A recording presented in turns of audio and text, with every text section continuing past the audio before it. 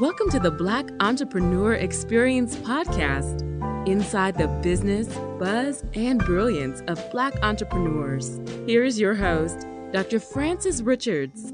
What happens in Vegas goes all over the world on Black Entrepreneur Experience episode number 229.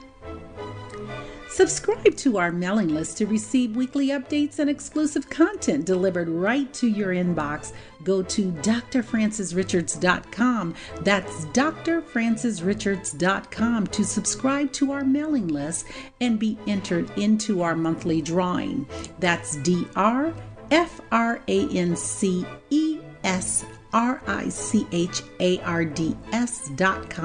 drfrancesrichards.com to subscribe to our mailing list and be entered into our monthly drawing. We promise we won't spam you or sell your information. Thank you for joining us as we elevate the Black entrepreneur experience by interviewing CEOs, thought leaders, innovative thinkers, and Black entrepreneurs across the globe.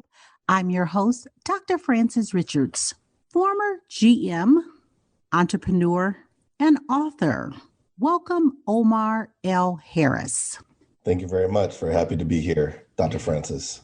I have given our audience a very minor bio, very small bio. Why don't you fill in the gaps and share with our audience what you'd like them to know, Omar, about yourself and your business? Definitely. So Omar L. Harris, originally from Pittsburgh, Pennsylvania. I lived all over the U.S., attended Florida A&M University, the HBCU for my university where I got my MBA.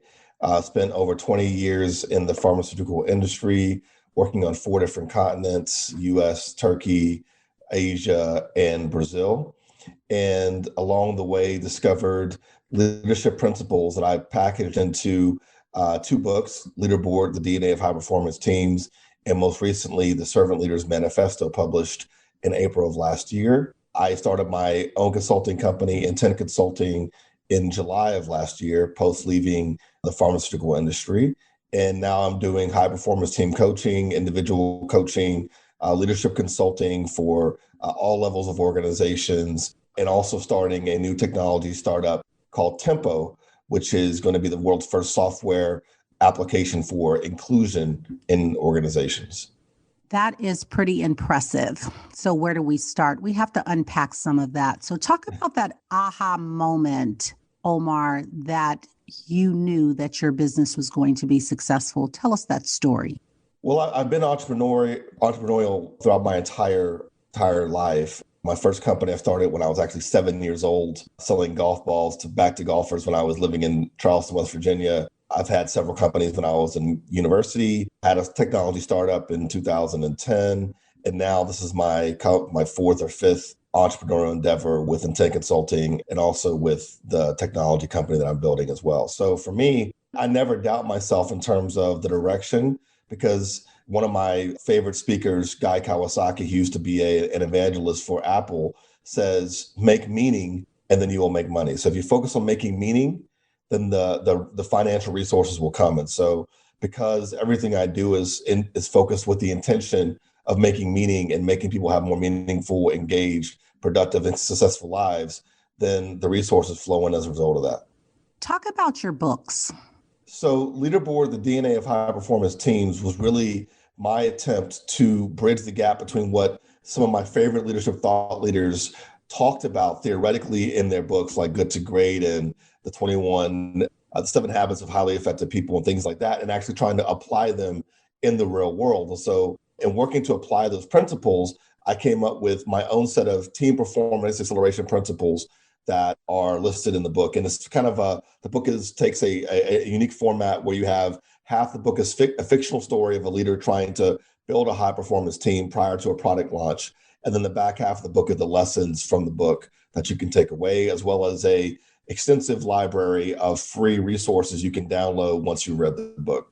The Servant Leader's Manifesto is more of a statement of mission and purpose, really looking at state of leadership in 2020, the fact that the archaic leadership principles of the last 50 or 60 years are not really doing it for millennials and the new generations coming up behind them, and the need for leaders to take an old idea, which is servant leadership, and apply it in a new moment, which is now the most diverse workforce in history, and leverage those learnings from inverting the hierarchy, serving and supporting people into greater productivity and greater outcomes for businesses. Drop your value bomb regarding productivity, and which principle, or if you even want to give 3 principles, would you recommend?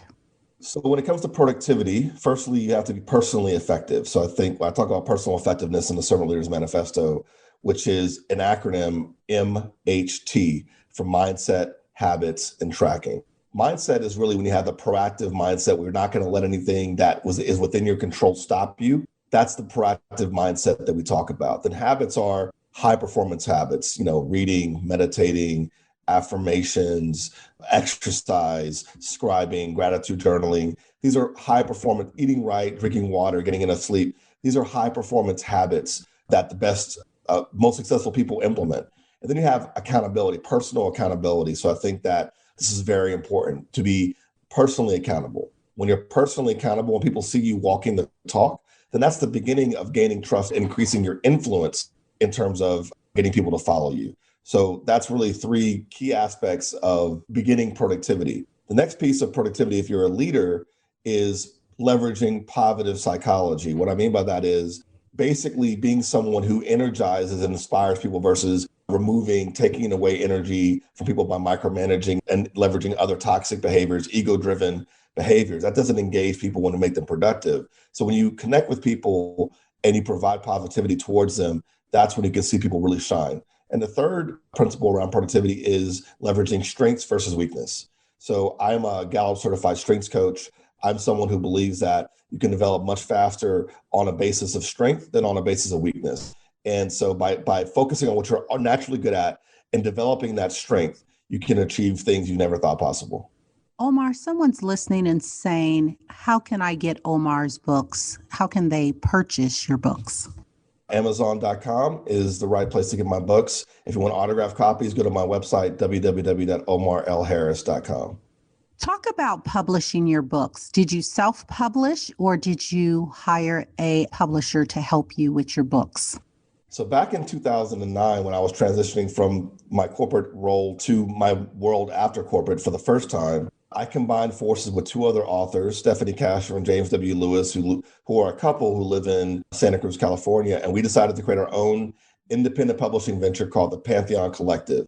And via the Pantheon Collective, we published 8 books in the last 11 years together that have done very, very well, sold almost 90,000 copies collectively as an independent publishing venture. So we learned at the time that there's not much that a big publishing company can do for us other than put our books in libraries and in bookstores. But other than that, with the digital revolution of reading, Amazon, and all the ebook things happening, we figured we could take control of our own publishing destinies and be that much more successful, and we've proven that. So I transitioned from TPC now to my own publishing imprint called Intent Books underneath my publishing, my overall entity, Intent Consulting.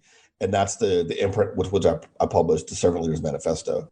So a lot of learning from creating our own publishing company. We have a book called From Authors to Entrepreneurs, Fate. And this is the story of us creating our own publishing company. And that book is also available on Amazon.com.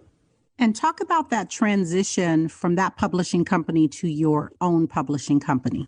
Well, for me, the good thing about publishing in 2019, 2020, 2021 now is that there are several companies that are hubs for author resources professionals. So I use Reedsy.com. Reedsy, Reedsy.com is a French-based company, but they have compiled editors and copywriters and cover designers and book marketers and publicists from all over the world. So basically, you create your Reedsy account, you create your book, and then you can actually bid on, or these professionals will bid on your book. And that allows you to really get the best value, but also to get an author professional, services professional who can help you create your book. And as long as you have the requisite resources financially to do so, you can create a book that is as or more quality than what traditional publishing company would do. What is something that we should know about the publishing industry that we don't know? If you're a new author, the publishing industry does not care about you. So I think that you have to make it on your own. in publishing. There's a fallacy that just because you write a great book, that the publishing company is going to put a lot of resources behind you. And in reality, basically 90% of publishing companies' profits are from their backlist of like 10 or 11 successful authors, Edgar Allan Poe, Stephen King. These type of authors are really where they make their revenue. They don't make any money off of new authors. And most new books sell less than 1,000 copies.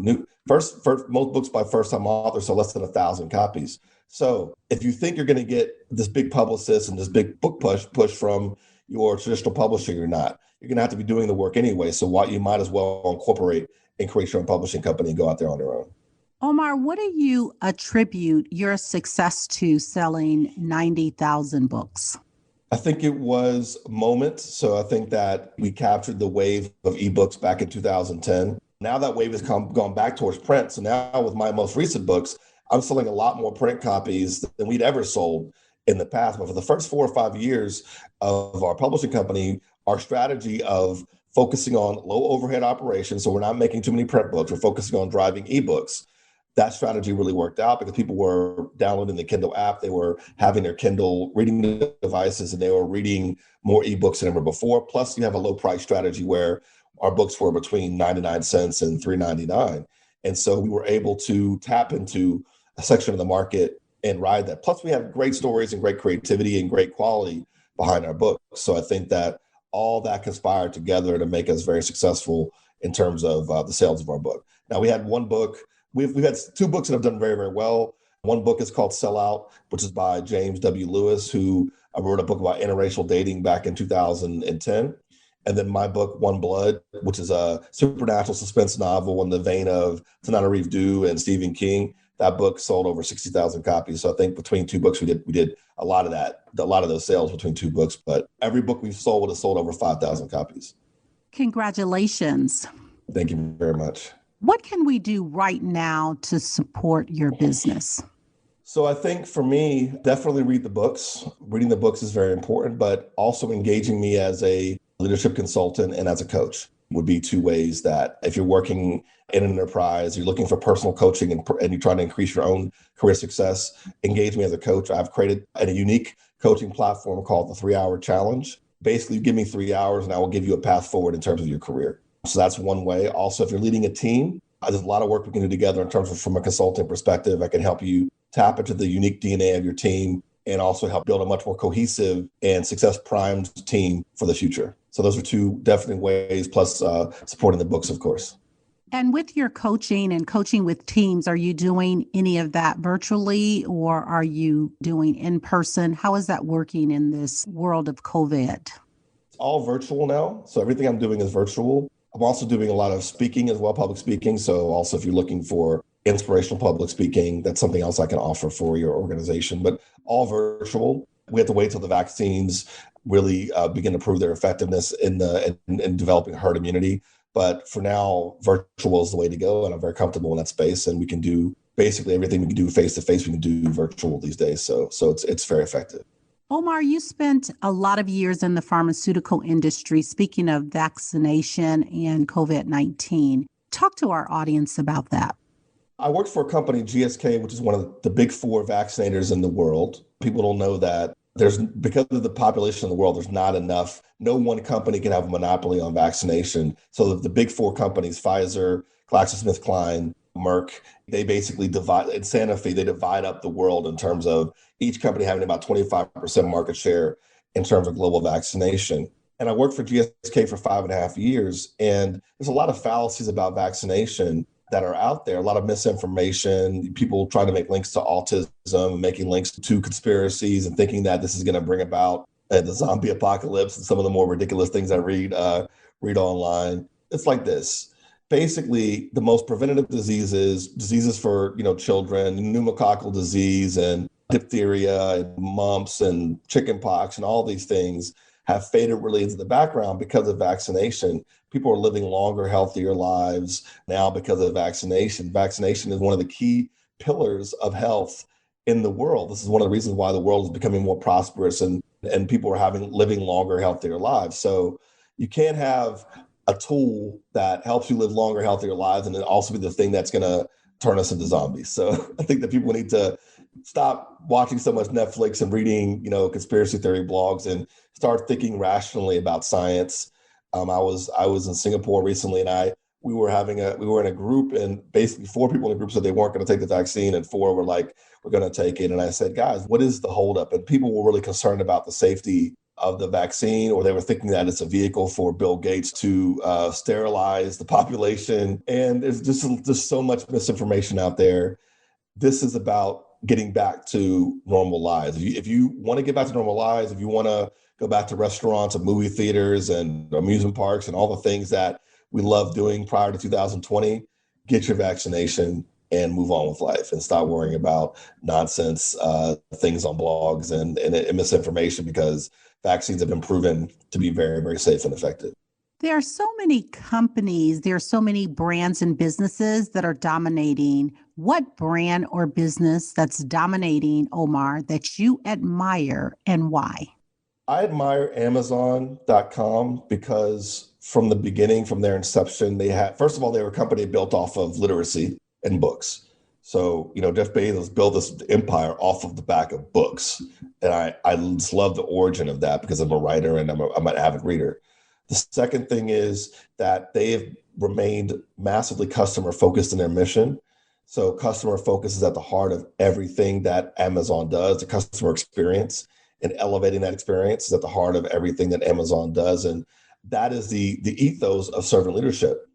When you basically reorient the company, everything in the company is through the filter of what will add value and drive value and derive value for customers, and therefore requiring senior managers to support and serve those who add value to the customer. So I think that Amazon represents that orientation from a big company standpoint better than most entities. Omar, I want you to have a conversation with a person in your life that has given you the most inspiration. Who's the person, and what would you say? My mother is a person. She passed away April 17th last year from cancer. And I wrote a blog dedicated to her last year that touched a lot of people's hearts. But I would just say thank you. And I'm very grateful to her for all that she put into me as a child, for believing that I had potential and betting on that potential, and putting me in the right opportunities to succeed, and always affirming and giving me positive affirmations, telling me I would be great, I could do something great, and being my biggest cheerleader. I dedicated 2 books to my mom, and she's someone who had a very difficult life that evolved to a great life. And her story, her personal story, inspires me and inspires a lot of people. But that's who I would definitely thank for inspiring me throughout my life. Our sincere sympathy for your loss. Thank you. What do you dream about often that you have not done that you would like to do? So my dream is to have this entity, Intent, under which all of the things that I'm passionate about can coalesce. So publishing, producing films, inspiring and motivational films, speaking, coaching, consulting, ideation, all these things can come together underneath this one umbrella. And that's what I'm building towards now, technology. So this is something I will dedicate the next 30, 40 years of my life to building and creating this inspiring entity that puts good out into the world and really helps people, like I said before, make meaning out of their lives, stop living meaningless lives, put meaning into their lives, and begin to become much more engaged, productive, happy, and successful with their lives. Speaking of happiness, what makes Omar happy? Sleep, taking naps, having the ability to do what I want to do when I want to do it. So taking naps, I think that's very important. I think being around my family and friends is always a sense of joy to me.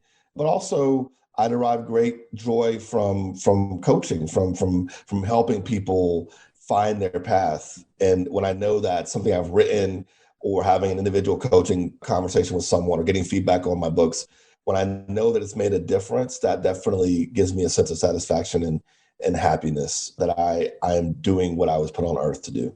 Speaking of coaching, tell us your most profound success story. Most profound. This is. I have so many coaching stories. I think One that I would point to is my most recent work, what I was doing in Brazil, working for Allergan PLC, which is a company that makes Botox and fillers and all these medical aesthetic products and procedures. And I was trying to build my organization and make sure I had a very successful successor behind me so that I could move on in my career whenever the time was right. And I think that I hired well. So I hired a woman who has great talent and had a great professional career, but more importantly, had the right intent, someone who brings her heart to work every day. And then for me, the next year and a half together was really kind of putting her in a position to succeed, giving her opportunities and visibility to show off what she can do, but also working with her on some of her derailing behaviors and making sure that those derailing behaviors didn't stop her from being successful, bringing up her self-awareness and making sure she could see that for herself and begin to self-modulate and control those things that she could be successful. And really, when I left the organization back in May, to see the organization continue to thrive post my exit underneath her leadership makes me feel that all the time invested was definitely well worth it. So did you sell, or are you still involved in the business? So the company was purchased by another pharma company, AbbVie, based out of Chicago in June of 2019. So upon the combination of the company, May 8th, 2020, I chose to exit so I could start doing the things that I want to do with the next period of my life. What is the best decision, Omar, that you have made as a leader? The best decision I've made as a leader, I think, is to focus on culture, building culture versus trying to micromanage individuals. So I lead through culture. I lead through systems.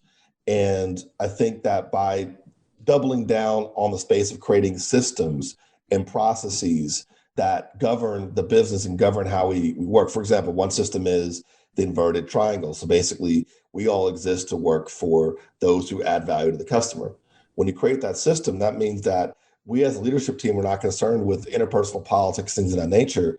We're concerned about hearing the voices of our salespeople who are dealing with the customer and helping move obstacles out the way that can make them successful. So that's an example of a system that helps us manage our overall business. So I think that focusing on culture and systems versus trying to become a boss and a toxic leader was definitely a very important leadership decision I made many, many years ago and has allowed me to be very successful in these senior leadership roles.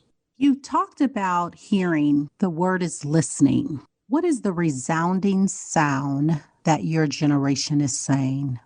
My generation is, I think, combining with younger generations, and what we're hearing is that we're not included enough in the conversation. We're feeling disenfranchised.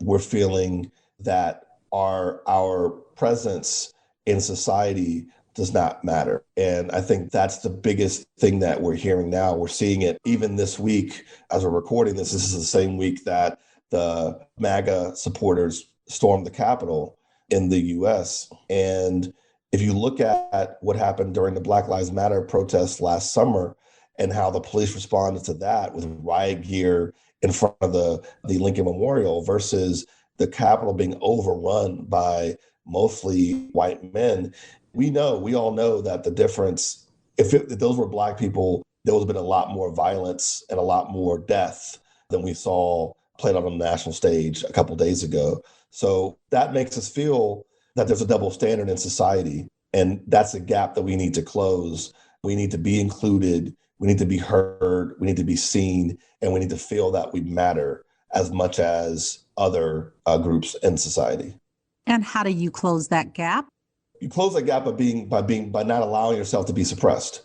So I think that utilizing every vehicle possible to show up, stand up, be seen, be heard, be visible, continue to use our power of protest, continue to leverage the power of the vote. I think like right now is a dangerous period of time because, okay, we got what we wanted in terms of getting Trump out of office. We have a new president. We have the first minority female vice president in history as well. But now is not the time for us to be complacent.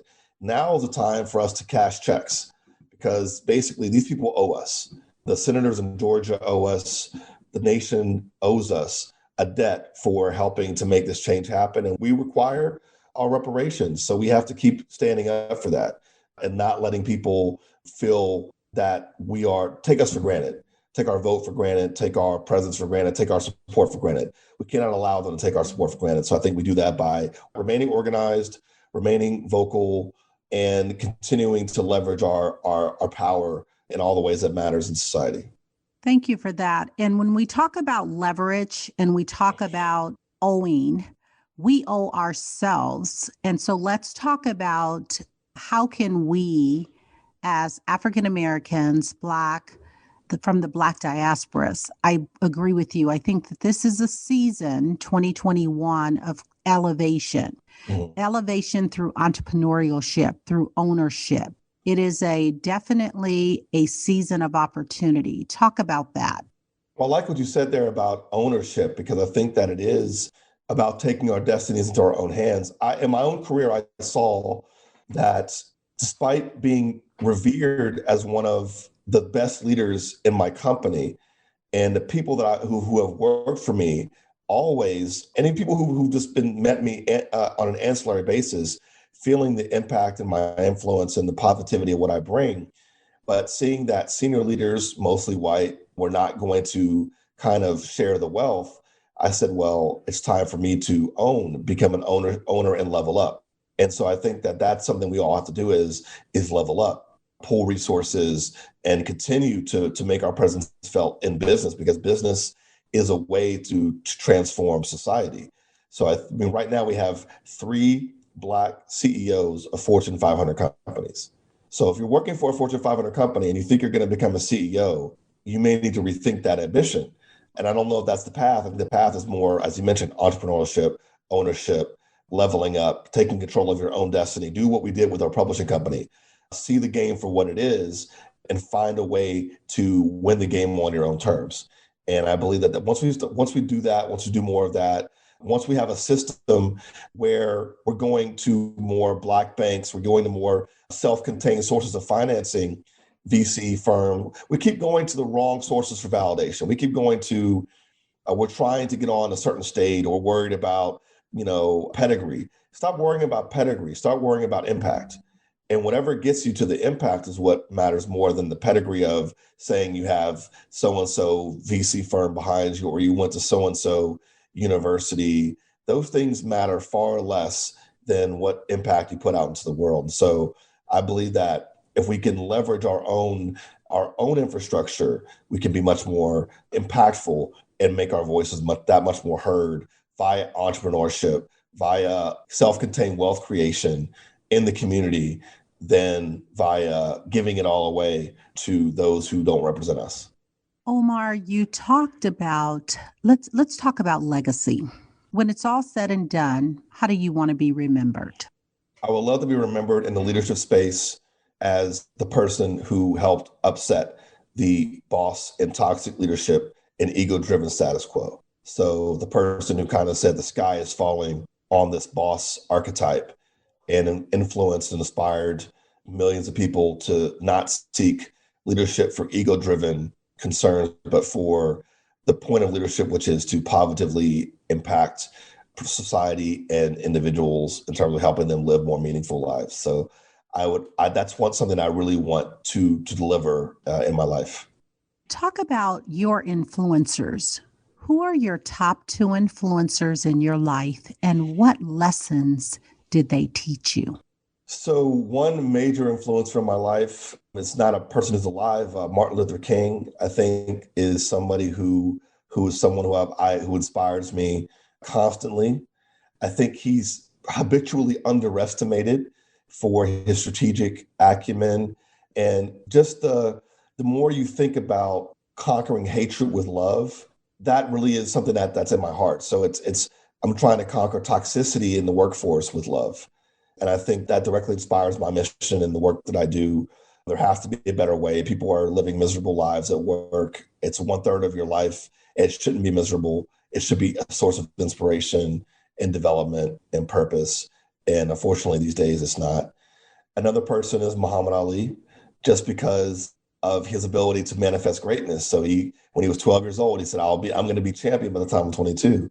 And he did it. And also his moral compass is his integrity.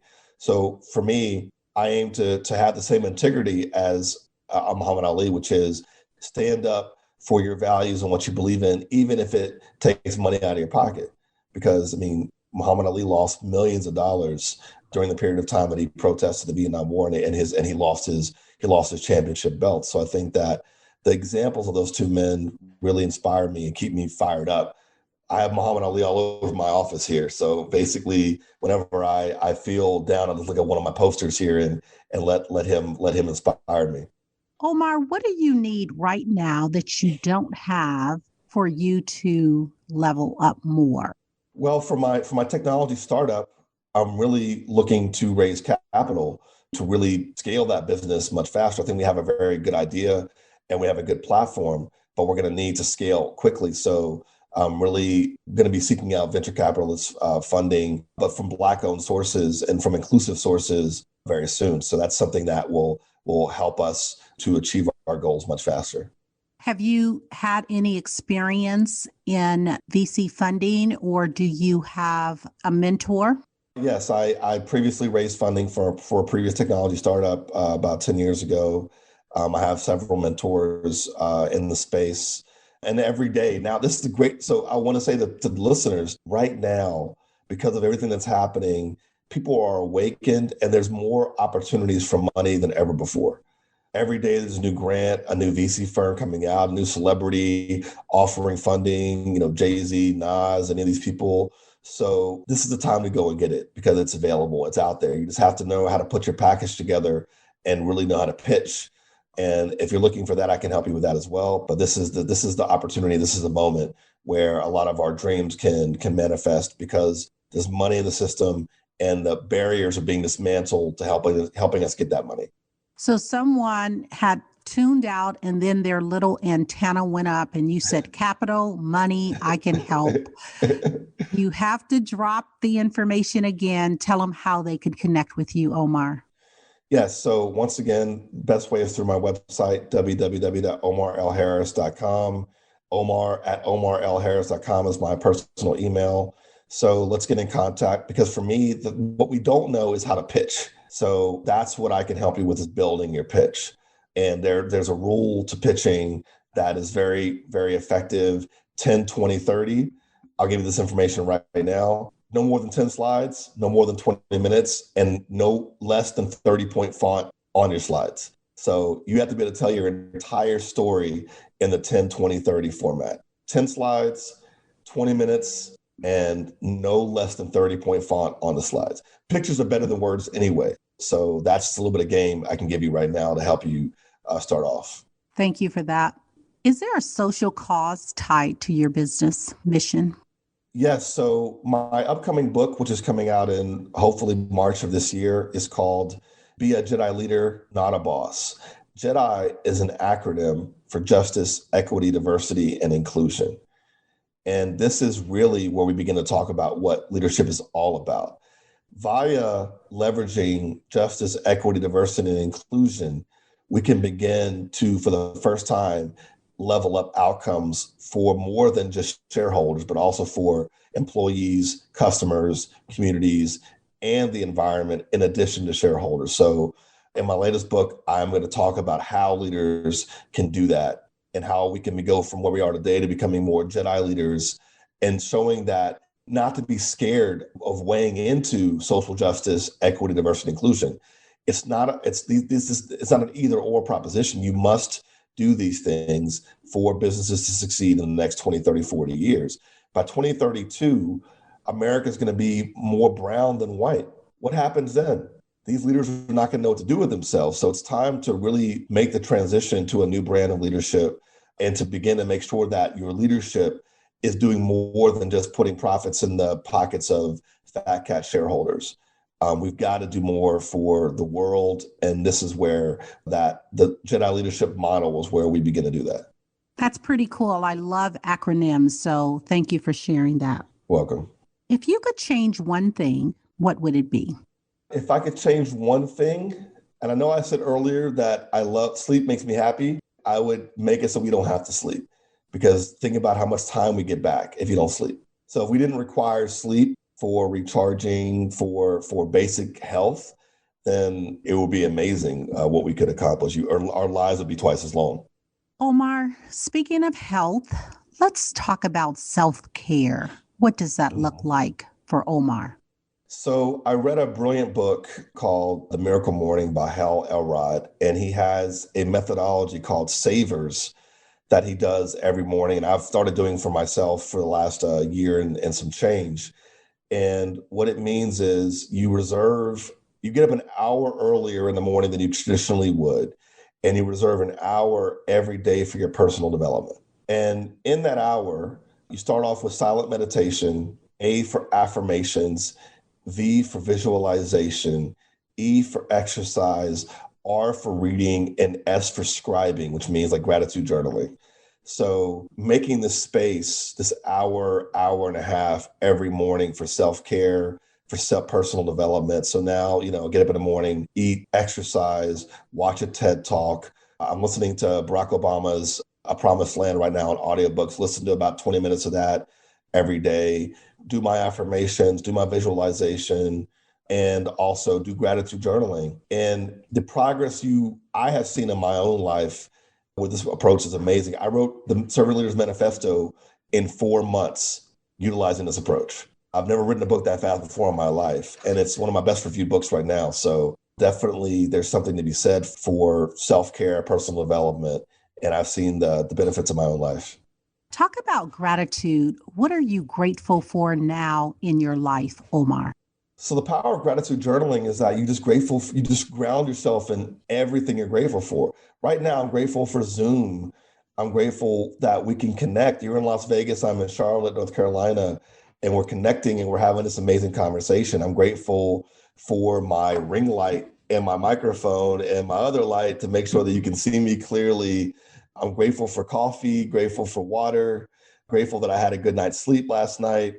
I'm grateful for my mind and my health. It can be anything. It's whatever keeps you in the moment, because gratitude is a solution to anxiety and depression. Depression is basically lamenting past decisions. It's regret. Depression is driven by regret, things you cannot change. Anxiety is driven by worries about the future, things that haven't happened yet. When you're grateful, you remain mindful and you stay in the moment, stay right now, which is the only thing you really can control. It's the only thing that actually exists is what's happening right now. So I think that staying in a place of gratitude, despite what's happening around you, allows you a modicum of control over your life and doesn't let you slip into regret or worry about the future. You just do what you can control. You focus on the now, try to be the best person you can be every day, try to develop every day, and keep it moving. Omar, if you conducted this interview, what is the one question you would have asked yourself? I want you to ask the question and answer it. I would ask myself, what have I learned from failure that has helped me succeed? And what I've learned from first of all is that failure is not final. We have to fail forward. So I've had, as many failures as I've had successes. And I think that's the key to success. I read a quote, I think this week, that said that success comes from experience and experience comes from failure. So therefore, success comes from failure. Cannot succeed without failing. And I really believe that. And so I think that people need to be less self-critical, take the lesson from the failure, not the emotional impact. Don't personalize it. Take the lesson, apply it, and move forward and move on with your life. Don't self-castigate. Don't self-flagellate. Don't beat yourself up. Just understand that there's lessons in everything. There's opportunities everywhere. And when you apply those things together, you can really find your path forward. We've come to the part of our interview. It's called Fun Facts Lightning Round. I'm going to ask you a series of questions, and I'd like you to give me very quick answers. If there's something you desire not to answer, feel free to say pass. Are you ready for the Fun Facts Lightning Round? Let's do it. The last movie you saw? Wonder Woman 84. Your first job? Golf ball salesman. You relax doing what? Listening to music. Your favorite singer or rapper? Jay-Z. Your favorite dance song? I have no idea. Whatever makes me move. Work out or hit the couch? Workout. What food you eat every week, no matter what? Taco Tuesday. Your favorite month? June. Your favorite color? Blue. Omar, thank you so much for joining us on Black Entrepreneur Experience Podcast. Before we let you go, share with our audience the best way that they can connect with you and do business with you. And feel free to give all your social media handles. Will do. Thank you very much again, Dr. Francis. This has been a great conversation. www.omarlharris.com is the hub for where you can meet me. LinkedIn, Omar Lookman Harris, you'll find me there. Instagram, omarl.harris. Twitter, Strengths Leader. Facebook, Omar L. Harris. So you can find me on all these platforms. If you go to my website, you also get all my socials as well. So I look forward to hearing from you. Hopefully you'll pick up the book, The Servant Leader's Manifesto, on Amazon right now, and we can connect. And thank you so much. And Omar is so grateful. He gave us some promotional items. So what we're going to do is the first 3 individuals that reach out personally to myself and Omar, they are going to be the winner of the book giveaway. So again, I'm going to give you my email information. It's fr@francisrichards.com. And we're going to let Omar share the best way for you to connect with him. And again, the first 3 individuals that contact both myself and Omar is going to win the book giveaway. Omar@omarlharris.com. All right, that's a wrap. Our guests have sent us so much swag, books, and giveaways this year. I can't wait to announce our monthly winner. So if you want exclusive content delivered right to your inbox and to enter into our monthly drawing, go to drfrancisrichards.com and subscribe to our mailing list. That's drfrancisrichards.com. drfrancisrichards.com. That's drfrancisrichards.com, and subscribe to our mailing list. We promise we will not spam you or sell your information.